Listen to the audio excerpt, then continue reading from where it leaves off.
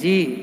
आप हमेशा कहते हैं कि मांस नहीं खाना चाहिए, लेकिन क्योंकि उसके अंदर भी जान होती है। ठीक है। लेकिन पौधों के अंदर भी तो जान होती है, तब उसे क्यों खा जाते हैं? क्योंकि वो हमारे खाने के लिए ही बना है ना बेटा। अब देखो मुर्गी, अच्छा मछली और मैं अन्न की तुलना करता हूँ। अब देखिए जो मछली होती है ना, उसे आप पानी से निकालते हैं अपने खाने के लिए तो वो तड़पती है, छटपटाती है। जबकि आप गेहूं को आप चक्की में डालते हैं पीसने के लिए तो वो छटपटाता नहीं है, वो तड़पता नहीं है, वो रोता नहीं है, चिल्लाता नहीं। जबकि मुर्गी की आंखों में आंसू कई बार आपने देखे होंगे, मुर्गी भी रोती है तो उनकी आंखों में आंसू है। मुर्गी के अंदर खून है, मुर्गी के अंदर हड्डी है।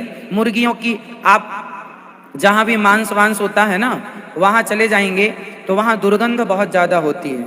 आप जिस घर में मांस बनता है उस बर्तन को सूंघ लीजिए, बड़ी दुर्गंध आएगी जिसमें मांस बना होगा, तो उसमें दुर्गंध होती है। जबकि ये कोई भी सिद्धांत गेहूं पर लागू नहीं होता। गेहूं को ना खून निकलता है ना हड्डी होती है।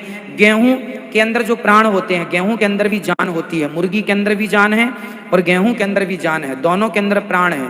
परंतु जो गेहूं का प्राण है वो हमारे प्राणों की रक्षा करने के लिए बनाया है ईश्वर ने उसको, ताकि उस प्राण से इस प्राण की रक्षा हो। जबकि मुर्गी के तो हम प्राण हर लेते हैं, है ना।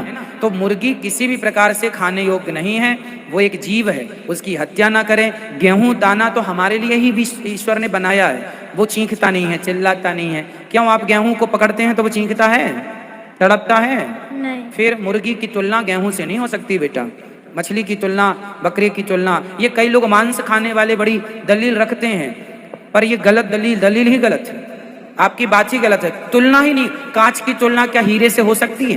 नहीं। उसी तरह दाना जो गेहूं चावल इत्यादि है उसकी तुलना मांस से नहीं हो सकती कि वो भी जीव है ये भी जीव है। फिर तो दही के अंदर बहुत सारे बैक्टीरिया होते हैं, आप दही को माइक्रोस्कोप से देखिएगा, उसके अंदर बहुत सारे बैक्टीरिया होते हैं। दूध के अंदर होते हैं, इस धरती पे सबके अंदर होते हैं, है ना। तो वो ऐसा नहीं है, वो बैक्टीरिया गुड बैक्टीरिया होता है जो हमारे अंदर के बैड बैक्टीरिया को नष्ट करता है। वो ईश्वर का एक प्रोसेस है कि गुड बैक्टीरिया, अब जैसे जिसको कोरोना हुआ तो कोरोना एक बैक्टीरिया है, और हमने जो वैक्सीन लगाई तो वैक्सीन के अंदर हमारे को क्या मिला, वो भी एक बैक्टीरिया ही गया हमारे अंदर। पर जो बैड बैक्टीरिया है वो कोरोना है, और जो गुड बैक्टीरिया है वो दवाई है जिसे हम वैक्सीन कहते हैं। तो गुड बैक्टीरिया बैड बैक्टीरिया को नष्ट करेगा, तो दोनों बैक्टीरिया आपस में लड़ते हैं। अब हम कहें जी वो भी बैक्टीरिया ये भी बैक्टीरिया, या मुर्गी खाओ या गेहूं खाओ, ना, दोनों की तुलना नहीं हो सकती ना बेटा।